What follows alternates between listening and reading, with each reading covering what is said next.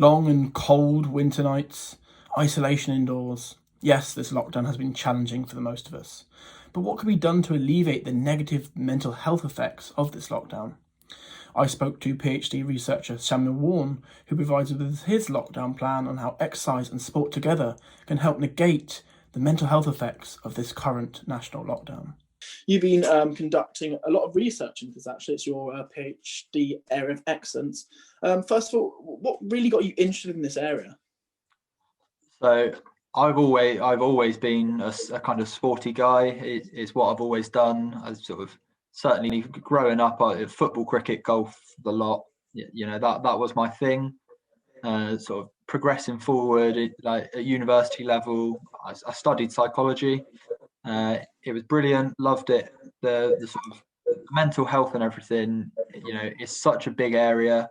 The counselling side of things wasn't something I wanted to do. I wanted to get to that bit before they needed the counselling.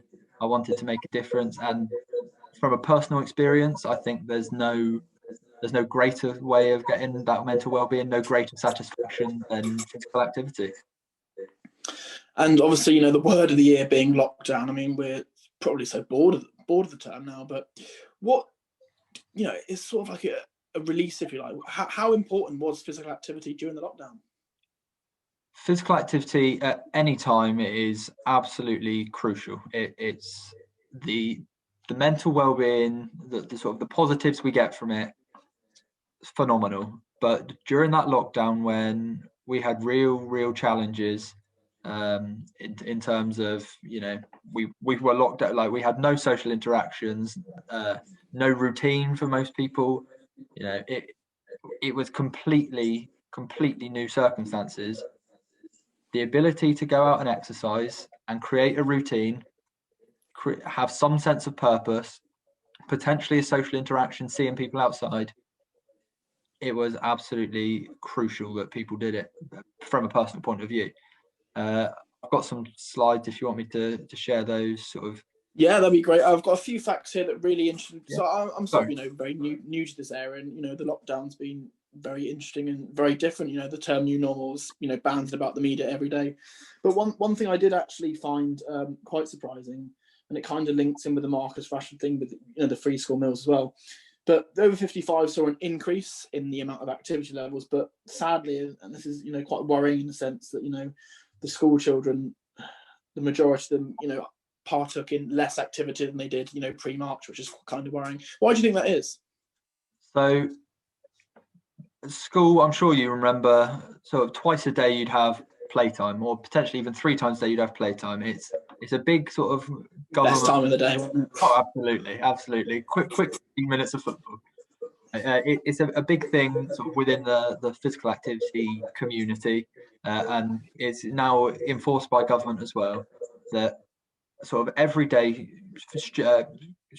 school children, I was about to say students, but school children should be getting at least a mile of activity a day. That's how they do it. That to make sure that's happening, that they let them play. They give them 15 minutes for playtime. And during lockdown, whether it be a safety issue where parents didn't want to let children outside, because of whether it be sort of a coronavirus thing or just a generic safety thing, I think there would have been far too many people that didn't go outside for that reason, or whether kids these days, I'll just jump on the Xbox. I think that a lot of children, it didn't surprise me that school children plummeted in their activity levels. It's sad, but it didn't surprise me. I basically I sent out a survey type questionnaire to loads of people. I think for this wellbeing aspect, I had over 200 responses from all over England, and I asked them to fill out a quick survey about their mental well-being during lockdown, and also I wanted to find out how much activity they were doing at the time. So, lockdown was a troubling time. Well-being like mental well-being was at an all-time low statistically within Britain. But normally, sort of outside COVID times, there is a really, really strong positive correlation between time spent exercising and mental well-being. And I wanted to see if it was still there, even with everything that was going on. And so if you look at certainly at the top two graphs here, the top left is about intensity of exercise, but my favorite one is this one here on the top right, where it was about the minutes that people spent exercising during a week during lockdown. The sort of just to sort of summarize the stats with this, it was completely positively significant that longer that people were spending exercising in a week, they also had a greater level of mental well-being, which I know it sounds as though, you know, it's what you'd expect, like, and everything, all the literature tells you, yeah, that is going to happen.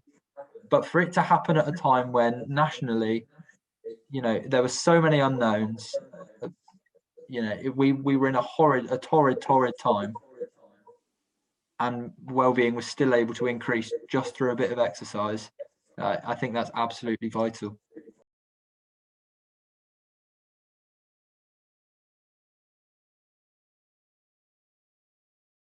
Oh, it's absolutely incredible. So there was Garmin, the company Garmin, who have sort of their smartwatch brand, as well as other things. They analysed all their data, and they found that actually, although people were doing less steps and sort of like obviously day-to-day walking, they found that kind of aerobic activity, sort of like the Joe Wicks things, and yoga, physical activity like that. That's, you know, it's not going out for a run. It can be done any time of the day. Just 10 minutes. 10 minutes of just a short burst of what's actually really, really crucial levels of activity.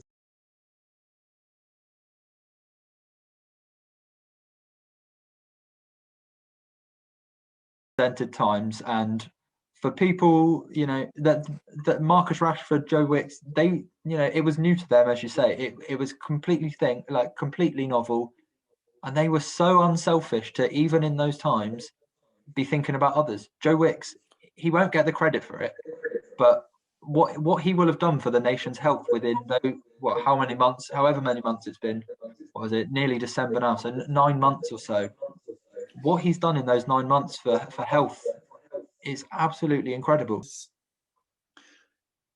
Going forward, so you've highlighted all this, you're, you know, conducting some great research in some really, really key and beneficial areas for the you know, the whole population, realistically. What would be your key message now to people? You know, we're starting to come out of the second lockdown, and hopefully that people have, you know, continued these trends. And you've highlighted that activity has gone up. Hopefully people have carried on this trend. What would be your message now to people, you know, pressing on with exercise?